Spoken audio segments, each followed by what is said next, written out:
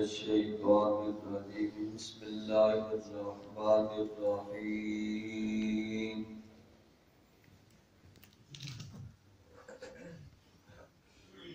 إن الله اصطفى آدم ونوحا وآل إبراهيم وآل عمران على العالمين ذرية بعضها من بعض والله سميع عليم سبحان ربك رب العزة عما يصفون وسلام على المرسلين والحمد لله رب العالمين اللهم صل على محمد وعلى آل محمد كما صليت على إبراهيم وعلى آل إبراهيم إنك حميد مجيد اللهم بارك على محمد وعلى آل محمد كما باركت على إبراهيم وعلى آل إبراهيم إنك حميد مجيد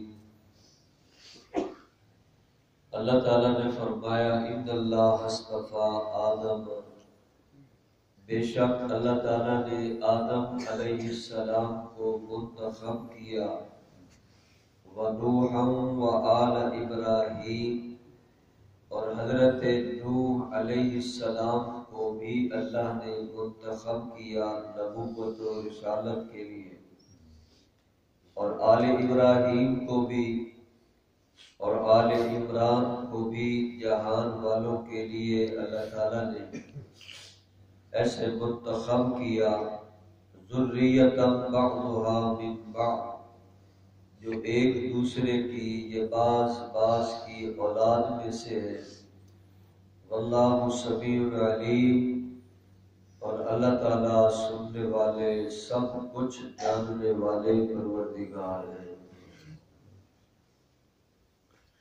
یہ سورت آل عمران جس میں آل عمران کا تذکرہ ہے، اسی عنوان سے اس کا نام سورت آل عمران رکھا گیا تھا۔ ابتدائی طور پر اللہ کی توحید کے بارے میں، دین اسلام کے بارے میں، نبی اکرم صلی اللہ علیہ وسلم کی تابعداری کا حکم دیا گیا۔ دیگر مسائل، یہاں سے اب آل عمران کا تذکرہ ہونا ہے۔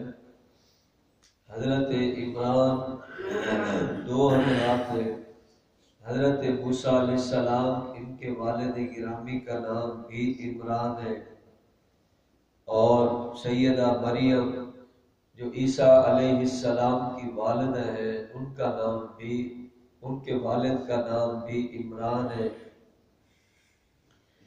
اب اللہ رب العزت نے آل عمران کا تذکرہ فرمایا، واضح ہوتا ہے آل عمران سے سیدہ مریم کے بیٹے عیسیٰ علیہ السلام کا تذکرہ ہے۔ اللہ تعالیٰ نے اور نبیوں کے تذکرے بھی فرمائے، حضرت عیسیٰ علیہ السلام کے بارے میں بہت کچھ بتایا، کیونکہ امت محمدیہ میں حضرت عیسیٰ علیہ السلام کا نزول ہونے والا ہے۔ حضرت عیسیٰ علیہ السلام آئیں گے، شریعت محمدی کا نظام چلائیں گے۔ حضرت عیسیٰ علیہ السلام اب ان کی ذات اور ان کی صفات کے بارے میں بہت کچھ بتایا گیا۔ اب اس آیت میں اللہ تعالیٰ نے حضرت آدم علیہ السلام سے بات کا آغاز کیا۔ سب سے پہلے انسان حضرت آدم علیہ السلام ہیں، جن کو اللہ تبارک و تعالی نے پیدا فرمایا، عظیم مقام بنایا، اور اللہ نے نبوت سے ان کو نوازا۔ حضرت آدم علیہ السلام سب سے پہلے انسان اور سب سے پہلے نبی ہے۔ حضرت آدم علیہ السلام کے بارے میں حضور علیہ السلام نے بتایا، ارشاد فرمایا، وہ اللہ کے نبی مکلم ہے۔ اللہ رب العزت سے ان کا ایسے کلام کرنے کا حضرت آدم علیہ السلام کو شرف نصیب ہوا۔ اس لیے اب ان کو اللہ رب العزت نے ایسا چنا اور بہترین مقام عطا فرمایا۔ یہی نہیں کہ صرف انسان کو بنا دیا اب آزادی کرے اور جو مرضی کرے، جو کھائے، جو پیے، جو مرضی کرے، ایسی بات نہیں۔ اللہ نے پوری رہنمائی کا انتظام کیا۔ حضرت آدم علیہ السلام کو اللہ تعالیٰ نے نبوت اسی لیے عطا فرمائی تاکہ ان کے اولاد کی پوری رہنمائی ہو جائے۔ رہنمائی تو اللہ نے نبیوں سے ہی کرنی تھی، اور یہ مقتدر نبی آدم علیہ السلام، یہاں تو اشارے سے تھوڑا سا تذکرہ کیا، ویسے دوسرے مقامات پر آدم علیہ السلام کی پیدائش کا بیان، پھر ان کے پروان چڑھنے کا، اور ایسے پھر حضرت آدم علیہ السلام کو فرشتوں سے کیسے سجدہ کروایا یا کیسے علم عطا فرمایا۔ تو قرآن کریم میں مختلف مقامات پر تقریباً 25 مقامات پر آدم علیہ السلام کا تذکرہ موجود ہے۔ حضرت آدم علیہ السلام مقتدر نبی، پھر ان کے بعد حضرت نوح علیہ السلام، ان کا بھی تذکرہ قرآن کریم میں بڑی کثرت سے کیا گیا، 25 سے بھی زیادہ ہے۔ حضرت نوح علیہ السلام کا تذکرہ، بلکہ باقاعدہ ان کے نام کی ایک پوری صورت بھی ہے۔ حضرت نوح علیہ السلام کی انسانیت کی رہنمائی کے لیے ایک زمانہ تک، یعنی کتنا سینکڑوں سال آ کر انہوں نے اللہ کا پیغام اللہ کے بندوں تک پہنچایا، اور ان کو اللہ کے دین کی باتیں بتائیں اور ان کو اللہ کی طرف بلایا، لیکن بڑے مقابلے ہوئے، سخت ترین مشکلات کا سامنا۔ پیغمبر تھے، بڑی استقامت کے ساتھ چلتے رہے، اللہ تعالیٰ نے کام لیا تو اللہ رب العزت نے ایک عظیم مقام ان کو عطا فرمایا۔ پھر آل ابراہیم کا تذکرہ، حضرت ابراہیم علیہ السلام نبیوں میں ایک بلند مقام نبی ہے، اللہ کے خلیل ہیں۔ اللہ تعالیٰ نے ان کی نسل سے بڑی کثیر تعداد میں انبیاء علیہ السلام کو بھیجا۔ قرآن کریم میں حضرت ابراہیم علیہ السلام کا تذکرہ بھی بہت زیادہ ہے، ان کا بھی تقریباً 25 ہی صورتوں میں یا 25 مقامات پر، اور اس سے بھی زیادہ ان کا بھی تذکرہ موجود ہے حضرت ابراہیم علیہ السلام کا۔ تو اللہ رب العزت نے آل عمران کا نام لیا کہ جہان والوں کو اللہ رب العزت نے اب کیسی کیسی رہنمائی کا انتظام اللہ نے کر دیا۔ لیکن اگلی بات جو بتائی وہ یہ کہ یہ ایک دوسرے کی اولاد میں سے ہے۔ لوگوں کے نظریات مختلف ہوتے جاتے ہیں، کوئی نبیوں کو اللہ کا بیٹا کہتا ہے، کوئی کچھ کہہ رہا ہوتا ہے، کوئی کچھ سمجھ رہا ہوتا ہے۔ لوگ اپنے نظریات نہ بنائیں، اس کے اندر خرابی آئے گی اور بہت بگاڑ آئے گا۔ تو اللہ تعالیٰ نے فرمایا یہ باز کی اولاد ہے۔ مثلا آدم علیہ السلام کے قریب کے زمانہ میں نوح علیہ السلام آئے، اب گویا وہ ان کی اولاد ہی میں ہے۔ پھر حضرت ابراہیم علیہ السلام، پھر حضرت موسیٰ علیہ السلام، پھر اور نبی، ایسے اللہ تعالیٰ نے ایک کو دوسرے کی اور ایسے اولاد کا سلسلہ بنایا۔ پھر آل عمران میں حضرت عیسیٰ علیہ السلام کا تذکرہ موجود ہے۔ تو نبیوں کو ماننا، نبیوں پر ایمان رکھنا اور نبیوں کی تعلیمات کے ساتھ اتفاق کرنا، یہ امت محمدیہ کے لیے ضروری ہے۔ اسی لیے سارے نبیوں کو یہ مانتے ہیں۔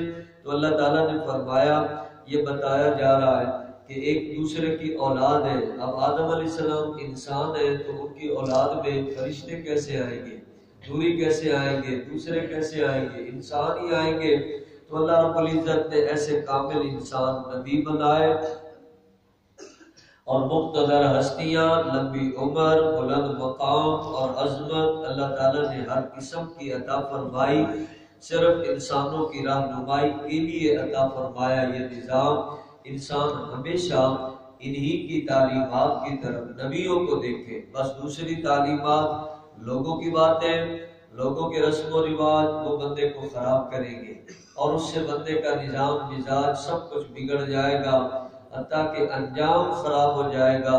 تو اللہ رب العزت نے یہ نبیوں کا تذکرہ فرمایا۔